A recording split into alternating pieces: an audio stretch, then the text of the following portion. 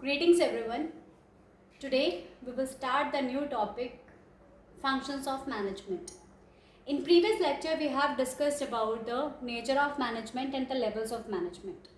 Nature of management in where we read about the management as a science, art और profession. ये आपको याद होगा. उसके बाद हमने पढ़ा था levels of management, top level, middle level and the supervisory level of management. आज हम बात करेंगे functions of management की.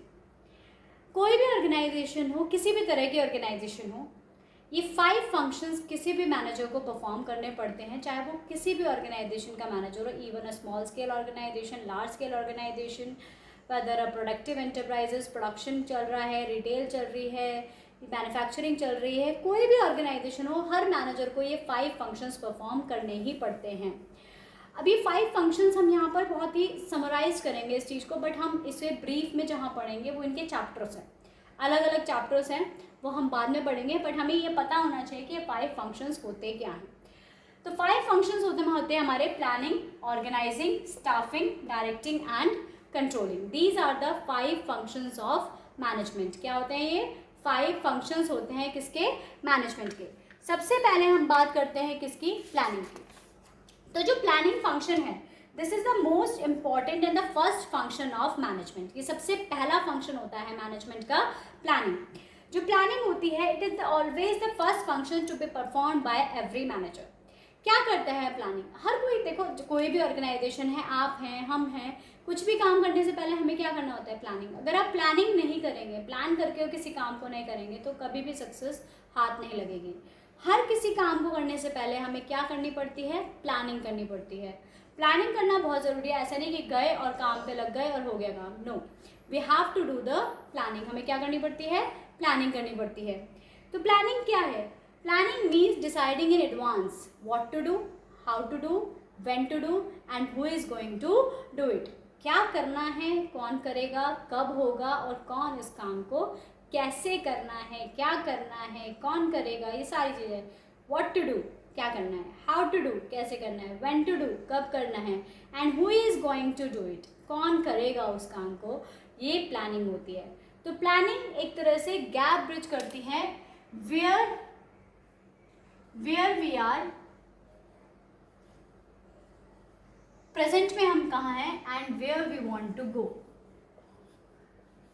where we want to go. That is, इसके बीच में क्या आती है, प्लानिंग आती है. समझ गए? इसके बीच में क्या आती है, प्लानिंग आती है. तो प्लानिंग एक तरह से ब्रिज करती है gap between where we stand today and where we want to reach. आज हम कहाँ खड़े हैं और हम कहाँ पहुँचना चाहते हैं, वो क्या होती है, वो हमारी प्लानिंग होती है. क्या होती है, वो हमारी प्लानिंग होती है. That means planning decides about कि फ्यूचर में हमें क्या करना है. आज तो हम यहाँ हैं, बट हम कहाँ जाना चाहते हैं, उसके बीच में जो गैप होता है उसको फिल करती है प्लानिंग. प्लानिंग जो है, हर मैनेजर अपना कोई भी काम स्टार्ट करता है with deciding in advance the objectives of an enterprises. कोई भी ऑर्गेनाइजेशन है, बिना ऑब्जेक्टिव के तो वो सेटअप नहीं होती. सबसे पहले हमें क्या डिसाइड करना पड़ता है, the objectives of an organisation. हमारे ऑर्गेनाइजेशन के क्या ऑब्जेक्टिव्स हैं, वो हमें डिसाइड करने पड़ते हैं. समझ में आया ना? तो वो हमें क्या करने पड़ते हैं, डिसाइड करने पड़ते हैं. तो वहाँ पर हमारे ऑब्जेक्टिव्स आते हैं. तो ऑब्जेक्टिव पहले सेट होंगे, फिर प्लानिंग एक तरह से उन्हें, अगर ऑब्जेक्टिव पता है उसके अकॉर्डिंग हमने प्लान किए हैं, तभी तो इन और आगे फंक्शंस का फ़ायदा है. हम आगे फंक्शंस तभी तो परफॉर्म करेंगे जब हमारे प्लानिंग अच्छे से होगी. तो प्लानिंग एक तरह से क्या करती है, planning provides the base to all other functions of management. Planning क्या प्रोवाइड करती है, बेस प्रोवाइड करती है to all other functions of management. जितने भी फंक्शंस हैं उनमें हमारा बेस प्रोवाइड करती है प्लानिंग. समझ में आया? तो planning is the first and foremost function of management, जो हर मैनेजर को सबसे पहले करना चाहिए. That mean deciding in advance what to do, how to do, when to do and who is going to do it. Now the second function, organising.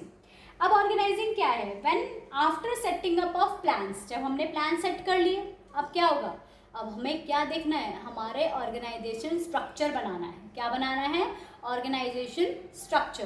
That means हर manager को क्या करना पड़ता है, एक्टिविटीज़ सेट करनी पड़ती हैं, setting up of the activities and establish the organisation structure in order to किस लिए बनाना पड़ता है ऑर्गेनाइजेशन स्ट्रक्चर? यहाँ पे ऑर्गेनाइजेशन स्ट्रक्चर बनता है, किस लिए बनता है? Organisation structure in order to execute the plan. किस लिए बनता है? In order to execute the plan. वो हमारा ऑर्गेनाइजिंग के अंदर आता है। ऑर्गेनाइजिंग क्या हुआ? ऑर्गेनाइजिंग का मतलब होता है setting up of activities and establishing the organisation structure in order to execute the plan. अब मतलब सेटिंग ऑर्गेनाइजेशनल स्ट्रक्चर का मतलब क्या है? Means deciding the framework. अभी हम सिर्फ सेट कर रहे हैं, हम कुछ रख नहीं रहे हैं, सिर्फ फ्रेमवर्क बना रहे हैं। फ्रेमवर्क का मतलब होता है ब्लूप्रिंट बना रहे हैं कि कितने यूनिट्स होंगे, उसके कितने सब यूनिट्स होंगे, कितने डिपार्टमेंट्स होंगे, कितने सब डिपार्टमेंट्स होंगे, ज़रूरत है कितनी पोस्ट होंगी, हाउ मेनी पोस्ट और डेजिग्नेशन शुड बी असाइन, हर डिपार्टमेंट में कितनी पोस्ट होंगी, कितनी डेजिग्नेशंस होंगी, कितने, how to distribute the authority and the responsibility among the different people, किसको कितनी पावर दी जानी है, किसको कितनी रिस्पॉन्सिबिलिटीज़ दी जानी है। तो वो सब सेट किस में किया जाता है? ऑर्गेनाइजिंग के अंदर सेट होता है। क्लियर हो रही है बात? वो किस में सेट होता है? ऑर्गेनाइजिंग के अंदर सेट होता है कि डिसाइडिंग अबाउट कि अब ऑर्गेनाइजेशन स्ट्रक्चर कैसे डेवलप किया जाएगा, एक फ्रेमवर्क बनाया जाता है। यहाँ पर क्या होता है कि जब डिसीजन एक बार ले लिया जाता है तो ऑर्गेनाइजेशन स्ट्रक्चर को बना दिया जाता है ऑर्गेनाइजिंग के अंदर। ऑर्गेनाइजेशन स्ट्रक्चर बन गया, मतलब रिसोर्सेज कहाँ से आएंगे, कैसे उन रिसोर्स को यूज़ किया जाएगा, वो सब ऑर्गेनाइजिंग का पार्ट होता है। अब ऑर्गेनाइजेशन स्ट्रक्चर रख कर लिया, अब उसमें लोग बिठाए जाएंगे, एम्प्लॉयज़ रखे जाएंगे, ठीक है ना। तो अब आएगी बात किसकी? स्टाफिंग की। किसकी आएगी? स्टाफिंग की। अब स्टाफिंग क्या है? It is the third step और द फंक्शंस ऑफ मैनेजमेंट। तीसरा स्टेप होता है, तीसरा फंक्शन होता है।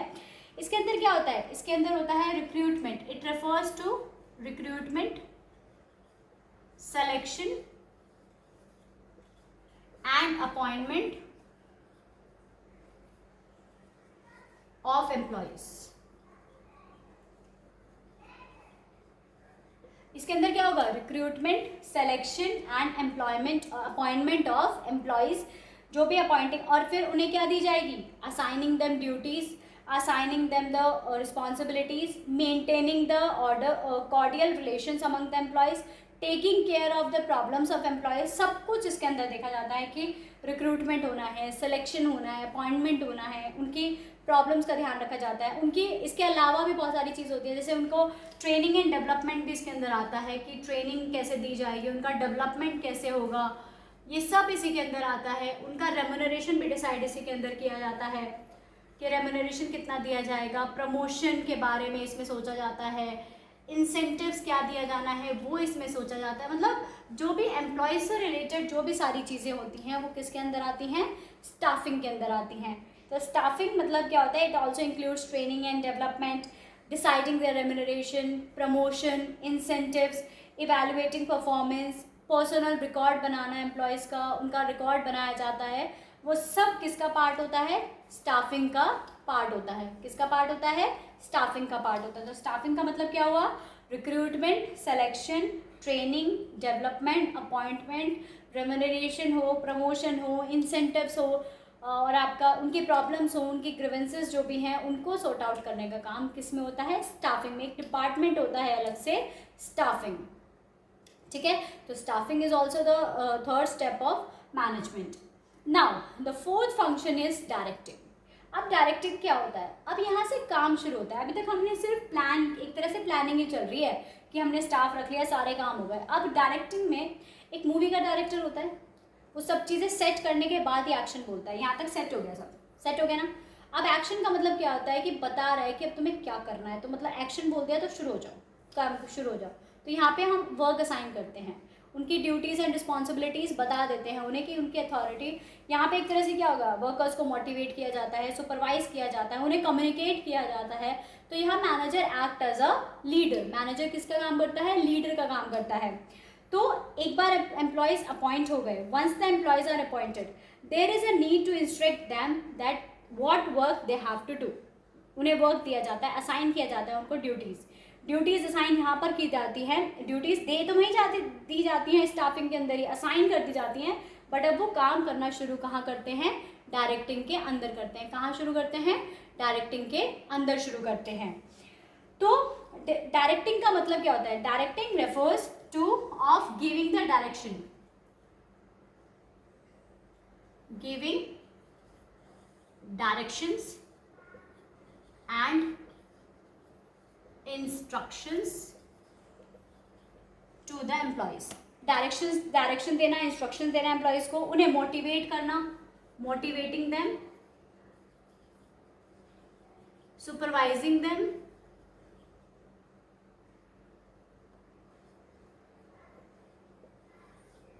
कम्युनिकेट करना उन्हें इंफॉर्मेशन, वो सारी चीज़ें किसके अंदर आती हैं? डायरेक्टिंग के अंदर आती हैं. Motivating them, supervising the activities of the employees, communicating with them, communicate करना उनके साथ. तो मैनेजर क्या काम करता है? Manager act as a leader. यहाँ पर मैनेजर क्या काम करता है? Manager act as a leader and guide them the right direction. उनको राइट डायरेक्शन दिखाता है, सही दिशा दिखाता है manager.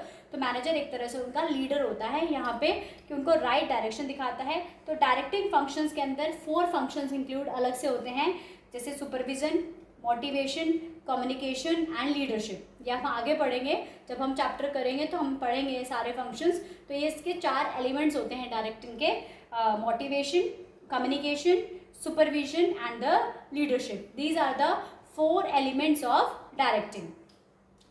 Now the 5th and the last function of management is controlling. कौन सा होता है? Controlling. अब controlling is the last step या last function of management. ये क्या होता है? इसके अंदर क्या होता है? Actual performance जो होती है, जो भी हमारी actual performance होती है, actual performance is compared with the planned performance. Actual performance को हम किससे कंपेयर करते हैं? planned performance से. तो वो हमारा controlling होता है. समझ में आया? तो controlling क्या है? In this function the actual performance is compared with the planned performance. planned performance अगर कोई deviation है तो मैनेजर उसको डेविएशन रीजंस को ढूंढने की कोशिश करता है कि what is the reason behind that deviation. क्या रीजन है उस डेविएशन का पीछे? दैट मीन्स, और उसको कैसे रिमूव किया जा सकता है. क्योंकि जो हमने प्लान किया था और जो हम अचीव कर रहे हैं तो वो हमें देखना बहुत ज़रूरी होता है. क्योंकि जो हमारी प्लानिंग थी वो क्या हमने अचीव की है, उसके अकॉर्डिंग काम किया है, तो वो देखना बहुत ज़रूरी होता है. अगर हमने नहीं देखा तो वो गड़बड़ हो जाएगी. हमें पता है अगर हमने प्लानिंग ही नहीं करी और हम कंट्रोलिंग कर रहे हैं तो क्या किससे कंट्रोल करेंगे? तो हर चीज़ ज़रूरी हुई ना. तो जो हमने प्लान किया है और जो हमारी एक्चुअल परफॉर्मेंस आई है उसको कंपेयर करके जो डेविएशंस आते हैं, जो प्रॉब्लम्स आती हैं, उनको जो हम देखते हैं वो हमारा कंट्रोलिंग होता है. तो कंट्रोलिंग के अंदर क्या आता है कि manager try to find out the reasons of the deviation and suggest the measures भी बताता है कि कैसे हम उन डेविएशंस को रिमूव कर सकते हैं. तो जो कंट्रोलिंग फंक्शंस है वो सारे मेजरमेंट्स देखे जाते हैं, परफॉर्मेंस मेजर किया जाता है और फॉलो अप एक्शंस लिए जाते हैं. फॉलो अप एक्शंस का मतलब होता है कि जो हमारी एक्चुअल परफॉर्मेंस है वो अकॉर्डिंग टू द प्लान ही रहे. ठीक है. तो ये हमारे 5 फंक्शंस होते हैं जो हर मैनेजर को परफॉर्म करने चाहिए. और ये 5 के 5 फंक्शंस इंपॉर्टेंट होते हैं और ये एक के बाद एक लिंकअप होते हैं. ऐसा नहीं कि कोई भी एक फंक्शन आप इसमें से हटा सकते हो. आप खुद सोच के देखो, नहीं हटा सकते. आप कोई भी एक फंक्शन को मिस नहीं कर सकते कि चलो हटा दिया कोई दिक्कत नहीं है. नहीं, ऐसा कुछ नहीं है. प्लानिंग के बाद ऑर्गेनाइजिंग, ऑर्गेनाइजिंग के बाद स्टाफिंग, स्टाफिंग के बाद डायरेक्टिंग और डायरेक्टिंग के बाद कंट्रोलिंग. ये सब ज़रूरी होता है.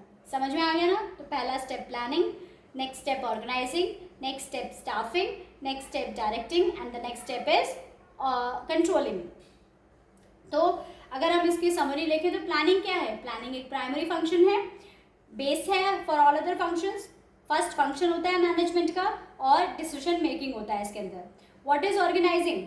ऑर्गेनाइजिंग आइडेंटिफाई करता है एक्टिविटीज़ को, ग्रुप करता है एक्टिविटीज़ को,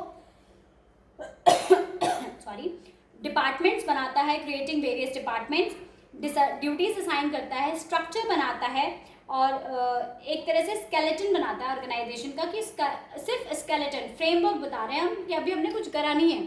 फिर हम स्टाफिंग के अंदर जाते हैं कि जितनी भी एक्टिविटीज़ एम्प्लॉय से रिलेटेड होती है, चाहे वो रेम्यूनरेशन हो गया, चाहे वो सिलेक्शन अपॉइंटमेंट हो गया, ट्रेनिंग एंड डेवलपमेंट हो गया, estimation of number of employees हो गया, वो सब स्टाफिंग के अंदर होता है. Next is directing.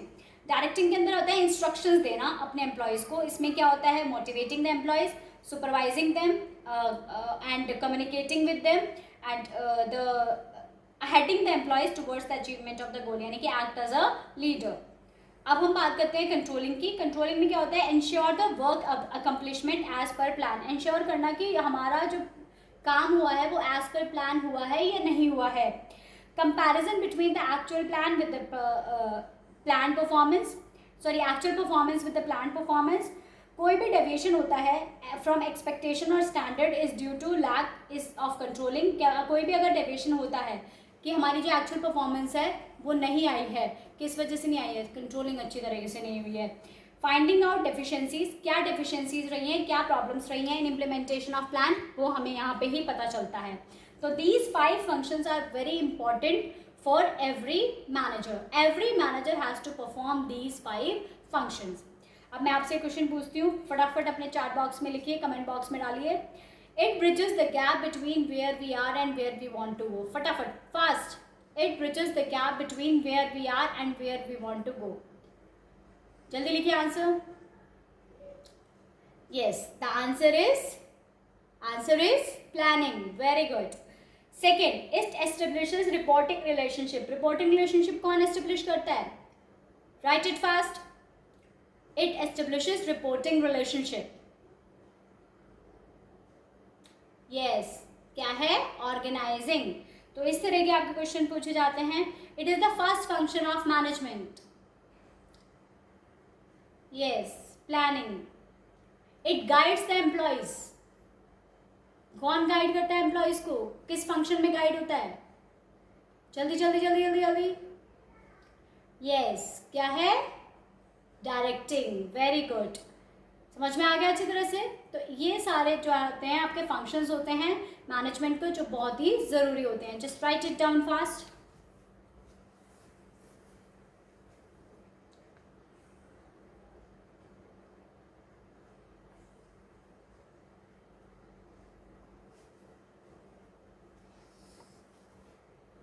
देखिए, अब हम बात करते हैं कोऑर्डिनेशन की.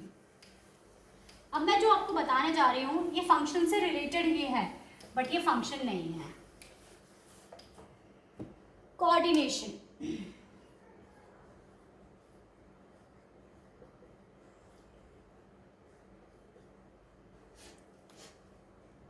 कोऑर्डिनेशन क्या होता है?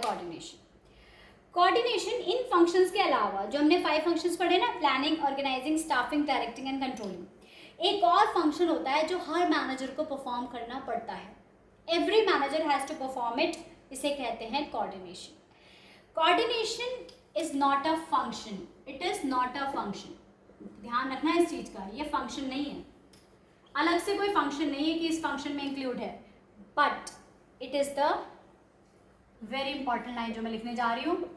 It is the essence of management. It is the essence of management. That is the very important part. It is the essence of management. Coordination एक अलग से फंक्शन नहीं है, बट ये एसेंस है. एसेंस जानते हो ना, मैंने आपको पहले ही बताया था एसेंस का मतलब क्या होता है. वनीला एसेंस केक में डल जाता है, टेस्ट बदल जाता है. तो एक चीज़ जो इसके बिना वो अधूरी है. वनीला एसेंस के बिना केक बिल्कुल अधूरा है.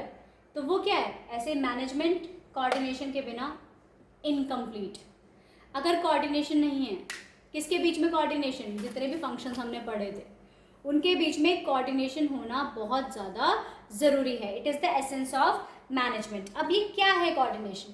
वेरी इंपॉर्टेंट डेफिनेशन लिख रही हूँ, लिखो आप भी. The process by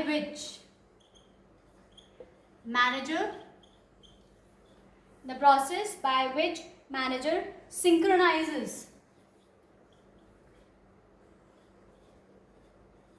the different activities of different departments. Synchronizes the activities of different department is known as coordination. Very important, very important.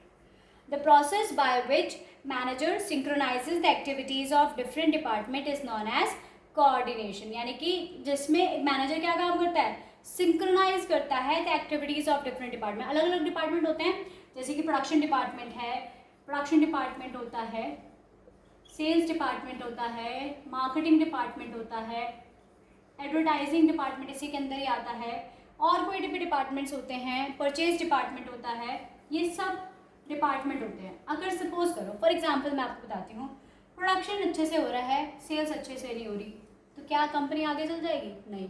Marketing advertisement अच्छे से नहीं हो रही, तो सेल्स अच्छे से नहीं होगी. जब एडवर्टाइजिंग ही नहीं हुई प्रोडक्ट की, तो सेल्स अच्छे नहीं होगी. तो इनके बीच में एक सिंक्रोनाइजेशन बनाना इन सब डिपार्टमेंट के बीच में, वो किसका काम होता है? किसका काम होता है? यस, कोऑर्डिनेशन का काम होता है. किसका काम होता है? कोऑर्डिनेशन का काम होता है. तो कोऑर्डिनेशन एक और काम करता है, मतलब कोऑर्डिनेशन की एक और डेफिनेशन हो सकती है. कोऑर्डिनेशन इज द फोर्स, लिखते जाओ, coordination is the force that binds. क्या करता है? बाइंड मतलब बांध के रखता है. All other functions of management, all other functions of management, that is coordination. तो coordination एक तरह से क्या करता है? ये बांध के रखता है सारे functions of management को, तो वो हमारा coordination होता है. coordination एक तरह से क्या हुआ? coordination is the base. coordination क्या है?